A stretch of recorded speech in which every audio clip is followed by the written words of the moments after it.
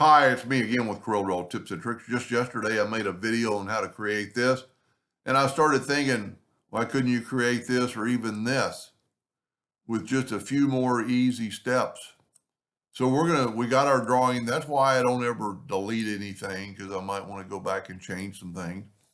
So we're gonna take this, I'm gonna group it together, and then I'm gonna Control G to group it, or Control D to duplicate it, I mean. And then I'm going to rotate it from like right there. I'm going to have to move it anyway, but I'm going to go 180 degrees. And you can see how close I got. Well, we didn't get very close at all, but I can grab that node and go right to there.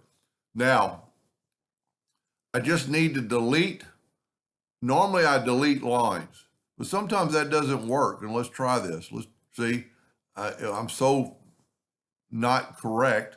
So I'm going to go with the Smart Fill tool. I'm going to use that same color, and I'm going to do that right there. Now, what I'm going to do is I'm going to move these two out of the way, and I don't have to, but I'm going to move this out of the way, this out of the way, this out of the way. And if I take all this, and if I weld it, it becomes one piece.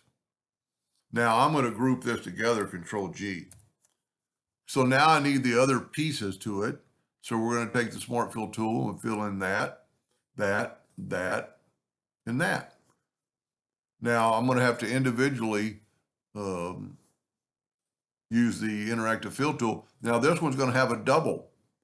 So we're going to use what I call a double interactive fill tool. We'll go up here and we're going to put black on both ends, because it's going to be going underneath that other one. Now I'm going to take that turquoise and put it right there. So you can kind of see, and I'm not going to take a lot of time to adjust it. So this one here, we just need to go underneath here. So it's a single interactive fill tool, just like we did in the first video. And if you didn't catch the first video, it's just the one right before this. It's not, this is number 2, but I didn't name that one number 1 because I didn't know I was going to make 2. So I'm not going to take a lot of time on getting these things perfectly. So we need to do this one, and this one's the same interactive fill tool.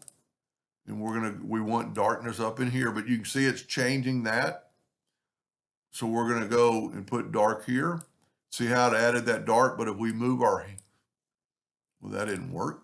If we move our handle one way or the other, it's going to take it away from there. Now that's way too, I don't know why Corel does that sometimes. I know it's me doing something wrong, but I don't want that much darkness. It's kind of a tricky, you know what? I don't understand why those are 2 pieces. Oh, somehow, let me just delete that. So I need to, let's do this one first. It must have just bled into there. So this one, we need a double again.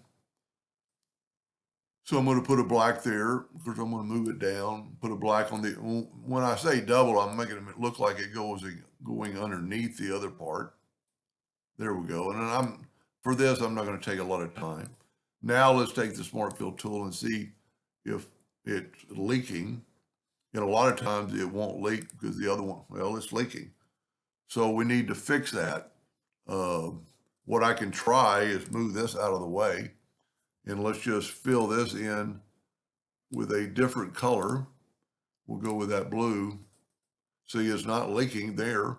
Now we're going to get the Smart Fill tool and see if we if that did not stop it from leaking, and it didn't.